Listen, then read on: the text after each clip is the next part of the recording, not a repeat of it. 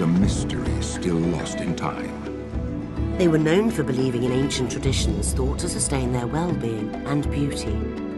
These traditions used elements that originated from sacred plants.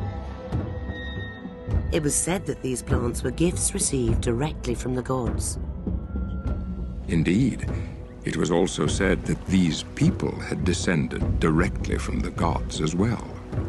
Whatever their origins, some 2,000 years before Columbus discovered a new world far across the Atlantic Ocean, these explorers would set off towards the east, into the currents of the more daunting Pacific, a people in search of destiny.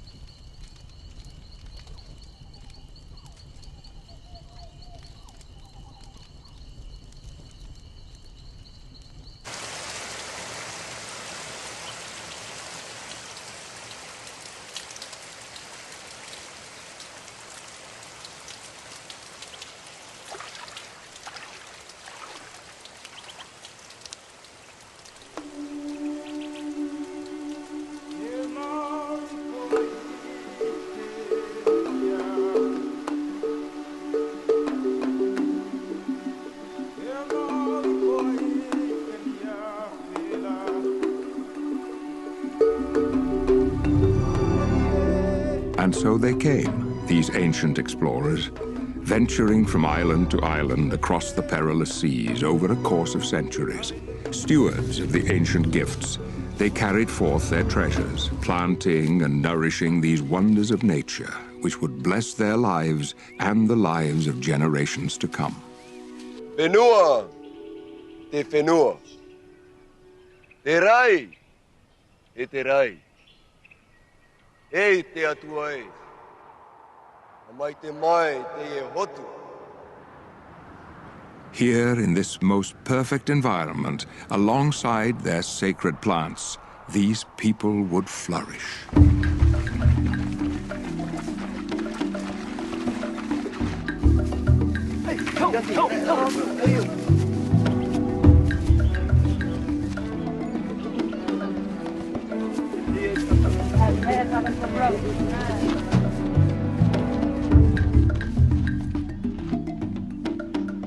Tauai, tauturu mana te at. Tuni, hape ben, harat imi tunono e arot umai te pen.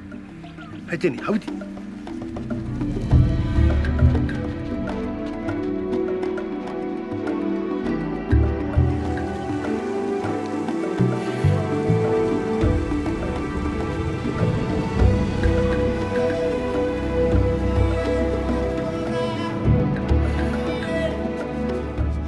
Most prized and revered among the sacred plants received from the ancients was a peculiar fruit-bearing tree, referred to as noni. Not a simple food staple, as were many of the plants born here by the early settlers, the precious noni was the basis of honoured Polynesian traditions stemming from before recorded time, which held that noni could be used to maintain health and help restore a man's energy and vitality.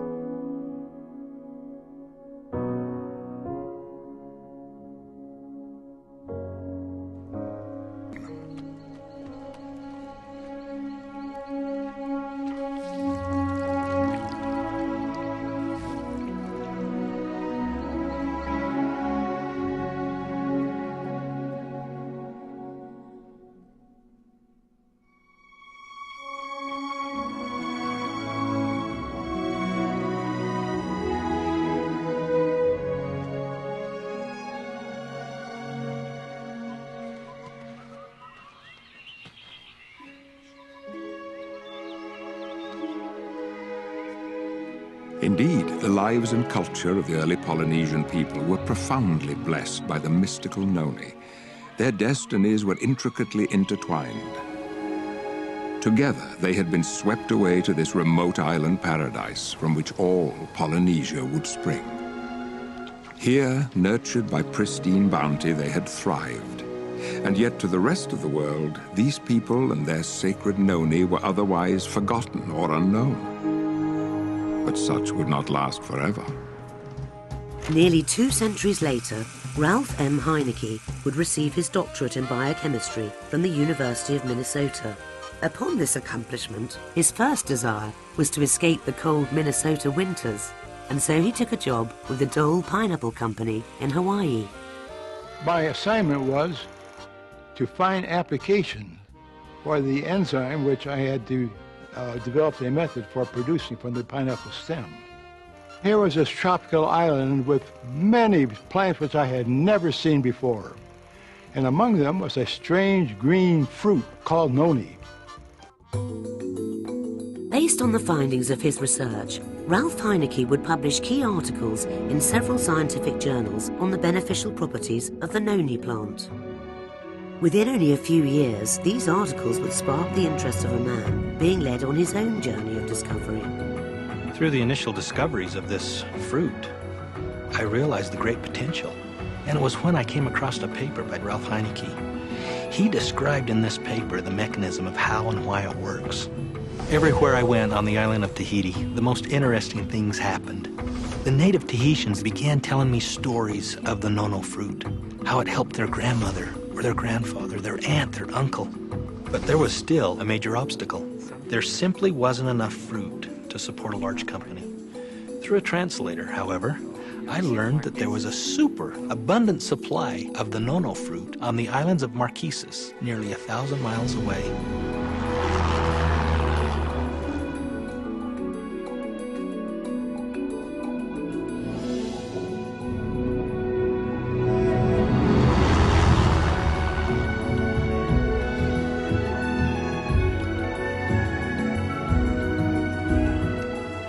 In the afternoon, we stopped at the edge of the road to rest our legs. In the sky was large, white, billowing clouds.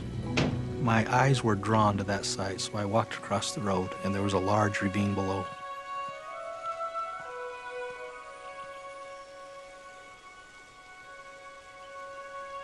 It was a stunning sight. The valley was just full of this fruit. Immediately, I knew that we had all the fruit we needed. It wasn't a secret, but yet the world didn't know about it. The next thing was to find the right partners. I knew if we could find the right partners, nothing could stop us. Soon after rediscovering the secret of the noni, John Wadsworth was joined by Stephen Story, Kerry Acey, Kim Acey, and Kelly Olson. The gift of noni had been handed to a new generation and to a new set of stewards. From across the wide Pacific and into the Rocky Mountains of Utah, what would become of this precious gift? What would these new stewards, a company called Tahitian Noni International, do with this awesome responsibility? We are heirs. We have become part of this story. And I have to tell you, we can't think of the history of noni without feeling emotionally tied to every single person and event that has taken place, since, 4,000 or 5,000 years ago when it first became noticed by man. To be sure, a promised day will come, not so long from now, when Tahitian noni juice has been received by all the world. A day when this singular fruit from this exotic corner of the earth is planted in the hearts and minds of people everywhere. For Tahitian noni juice, a day of fulfilled destiny.